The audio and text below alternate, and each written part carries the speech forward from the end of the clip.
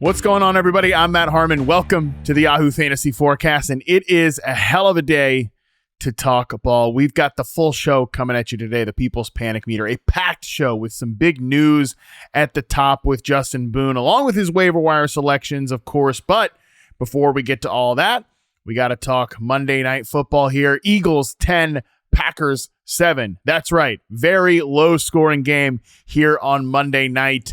Dominated by two defenses that I think had a lot of standout performances, specifically Philadelphia. They really dominated the line of scrimmage against the Green Bay Packers. Their new addition, Jalen Phillips from the Miami Dolphins, made splash plays all night. I think Jalen Carter was disruptive. Nolan Smith being back was a big deal.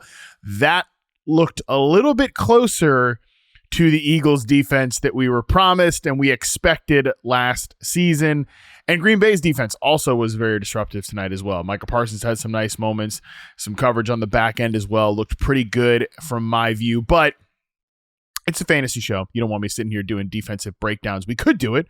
A lot of performances here would justify it, but let's talk a little bit about these offenses and what was a really, really slow night for both units. And one of them, I think, comes out of this with some serious questions about its viability over the rest of the season. All defensive caveats aside, again, these are two good stop units. Defensive players get paid too, all right? So we don't need to come in here and just full panic on the offenses or criticize those guys. We should acknowledge that those defensive players had some good performances tonight. Got to be said. But with that, let's talk a little about what we saw from both of these offenses, starting with the victors, as always, the Eagles, who tried to give this game away at the end. What for a very bizarre game. The ending to it was probably the most disturbing. The ending to this, I can't even really explain it to you guys if you didn't watch the game. Long story short, Nick Sirianni goes for it on a fourth down when he easily could have just punted the ball away, maybe even kicked long field goal. I don't know, but goes for a fourth down. It's a shot play to A.J. Brown, which the only possible explanation is that he knew that the person who got chopped in my reception perception sicko guillotine league needed an A.J. Brown touchdown to push me, your boy, out. Didn't happen. We survive in advance. That's the only explanation for that play, okay? It was a bizarre choice. Green Bay gets it back. With the chance to get into field goal range, they get to the very edge of injured kicker Brandon McManus's field goal range. They're not in it. They're past his career long. He gets to attempt a kick, even though the play was clearly a timeout was called. He still somehow gets to attempt a practice kick, which was way short. The Packers then roll their offense back on the field. They don't go anywhere after a pass to the sideline on Dontavian Wicks was not even close. Brandon McManus goes back out there. He kicks a field goal that was really not even close. So a very bizarre end of sequence here on both sides of it. No question. Eagles don't come out of this one from an offensive standpoint covering themselves in glory. I'll be honest. I really liked what I saw from this team in the two games before the bye. Was talking about this a lot over the last few weeks. Under center, play action, more heavy jumbo personnel. I know that there were some injuries for Philadelphia. Lane Johnson specifically. I mean, what a warrior, just in and out of this game all night. That obviously is a big problem, but their run game was not great in this one. 2.7 yards per carry for Saquon Barkley. He had a 15-yard long run in this one. He had a 41-yard reception. So if you played him in fantasy football, you actually did get a 100 total yard performance here. Nevertheless, though, the run game, which had a great moment in the game before the bye against the Giants, some real star-level moments there for Saquon Barkley and some of those guys up front, did not see this in this game. They got dominated kind of on the line of scrimmage by the Green Bay Packers in this one. A little bit concerning for Saquon because that's something that's been up and down all season long, mostly down in terms of their early down rushing efficiency and just their lack of explosives on the ground. They're not even really hitting singles at this point. They're getting a lot of bunts and hunting for that home run, and really it's just come in games against the Giants. They've gotten some of those longer runs. So don't love that. And from then on, it just constantly felt like the Eagles were out of sorts. They did, I don't have the full numbers in front of me, but they definitely did try to get under center and rip some plays with Jalen Hurts in the new ways that we've seen the last few weeks, but just because of the down and distances, they didn't really have that. The passing game was just weird and out of rhythm all night long.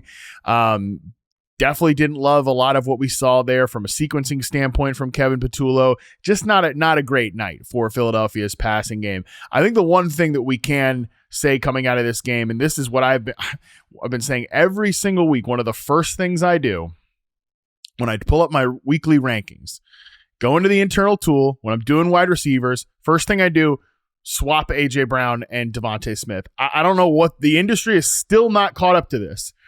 And this is going back to November of last year, November 15th and on from last year. So midway through November on, including the playoffs, Devonta Smith, despite being targeted less than A.J. Brown, has more receptions, more receiving yards, and more fantasy points on a per game basis too. Okay, so this is not just because A.J. Brown has missed some time or anything like that. No, on a per game basis, Devonta Smith has been the better Eagles wide receiver dating back to the middle of November last year. And this year on film, I don't even think it is close. And this, again, is something that I've been saying for a while now. Brown, I think, has looked a little bit better than he did to start the year in isolation. I don't think tonight was great. You know, I don't think tonight was great, but obviously have not watched the all 22 of it yet. Didn't see a lot of advantageous opportunities for him in this one. But Devonta Smith has just straight up been better. Fantasy, that's been going on since last year. Real life, that's been emphatically in Devonta Smith's favor. And he had a couple of clutch big plays in this one. Beats quarters over the top. That was great to see on the 36-yard touchdown reception. Team high 7 targets for him. But the one play he made in contested catch situation on third down, along like breaking out towards the outside, that was a big time catch. And that is something he has been doing all year, man. He has been so good in these tight coverage situations. And what I love about Devonta Smith is that he can live in both of the worlds that the Eagles want to live in right now. When they want to spread things out and do the usual Jalen Hurts spread and shred offense, Devonta Smith is great at running those static routes. Goes, curls, comebacks. When they want to get under center and they want to rip it off play action, which again, they didn't do from a successful standpoint tonight, but they did try to get some of those plays in the mix. Devonta Smith can run the big end breakers on play action, man coverage, things like that. Man, he's really good at that as well. He can be the lead dog receiver for both of those sets of offenses. And like I said, every single week, A.J. Brown is ranked ahead of Devonta Smith. And it's just, at this point, it's like take lock from the entire industry. It's adhering to a name. Devonta Smith, he's the Eagles wide receiver 1. On film, the way he's set up right now, it just is the case. So that's my kind of one big takeaway here from the Eagles passing game. Other than that, I don't think that we learned anything new. This was just not a great offensive performance by this team, but I want to give a lot of credit to the Eagles defense in that regard. Okay, let's flip it over to the Packers side of things because I think that's probably the more interesting discussion here. And look, first of all, I just want to say this Packers team is really beat up. I want to get that caveat out of the way here. We went from, obviously injuries on the offensive line. That's been a problem throughout the course of the year. There have been some injuries in this one, but Elton Jenkins left this game early on. Obviously, they had other injuries in this one. Jenkins did not return here, so you lose your starting center against Jalen Carter and the boys on the interior. That's never going to be great, especially when you are really insistent on being a ground and pound team, maybe to a fault here. But you lose some players along the offensive line. The pass catching group, obviously, we don't have Tucker Kraft, which sucks. And it just tonight was a reminder of how much he is the straw that stirs the drink for this team, how much that he really matters here in the run and pass game. I think you felt his absence in both phases tonight, but he's not the only player that's not out there. Jaden Reed hasn't been out there for a long time. And if you don't think that he is a big absence felt on this roster right now. I think you're kidding yourself for what he does, both from a layup pass perspective and a big play perspective. Of course, Matthew Golden's not in the mix, not that he's been super activated all season long. Romeo Doubs, who I think has played well this season, left a couple plays on the field tonight, but also Jordan Love left a lot of plays where Romeo Doubs was open on the field tonight. So we could be fair and blame pass catcher and quarterback on that one. He got banged up late in this game. So we're trying to drive to win the game. We're Green Bay. We went from a team that was, oh man, how are they going to get all these guys the football, to Savion Williams is out there for this team. Bo Melton, who they converted to cornerback, is out there on this team. Malik Heath is on the field. Dontavian Wicks, he did have one, drop contested catch loss late in this game, but he's the guy that was the most clutch at times for this team. Christian Watson has 2 big catches down the field. Christian Watson has been awesome in tight coverage situations when Jordan Love actually gives him a chance. He's been awesome this year, but he's fresh off the ACL. These are guys they didn't expect to be main players, and it's not great. And there's just so much for this team right now where, despite those injuries, I still come away with it thinking, man, we are just not nearly good enough offensively if you're the Green Bay Packers right now. There's a lot of problems here. I don't want to be super alarmist, but man, 20 points scored in the last 2 games combined for the Green Bay Packers. 2 games at home, by the way. One of them was against the Carolina Panthers. Obviously, the Eagles' defense is good. Eagles are a good team. They're one of the NFC favorites this year, yada, yada. But we're still fresh off that Panthers loss from last week. So that's part of the whole story here. And I come away from these last few games really with my eyebrows raised at what Matt LaFleur is doing right now. Josh Jacobs was healthier in this game, at least from an injury report standpoint. He wasn't on the injury report all week long with that calf thing that he's been dealing with. So that's good.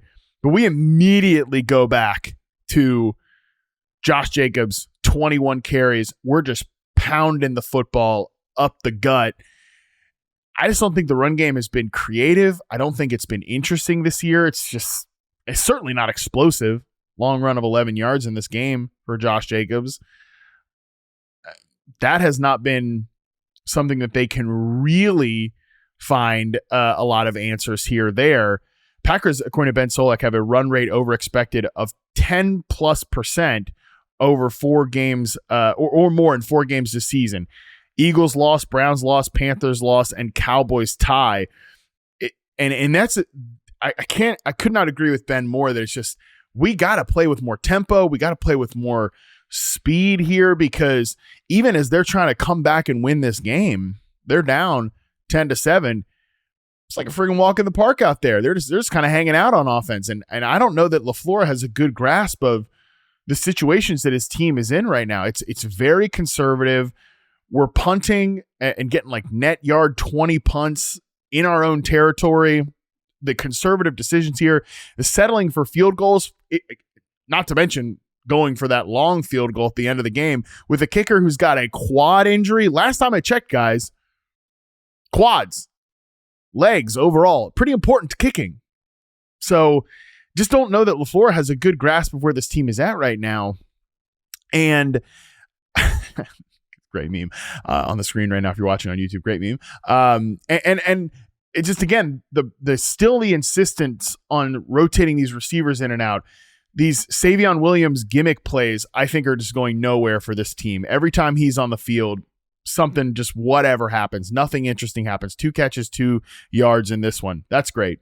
1 yard per reception, 1 yard per target. Incredible stuff there for Savion Williams. Just the insistence on some of these weird little gadget plays I don't love. And again, I feel as if this team is too conservative. I feel as if the calls are not inopportune moments right now. I really like LaFleur. I think he is a great offensive play designer, and I've generally been really complimentary of his work with this team overall. But this is by far the most disappointed I've been in a LaFleur-led Packers team. And I realize they have injuries here, but from a fantasy standpoint, this is a team where I'm looking to, kind of, hey, who's somebody that maybe we can play here for a stretch. Maybe their role's ascending, right? Tucker Kraft was such an awesome player for this team. Now it's just, I almost couldn't even care less. There's going to be some matchups for some of these guys, and we'll talk about that over the course of the year, but this does not look like a fruitful environment for fantasy success right now, especially because let's also be fair here. The quarterback, while certainly if some guys hang on to the football tonight, it's a better looking night for Jordan Love.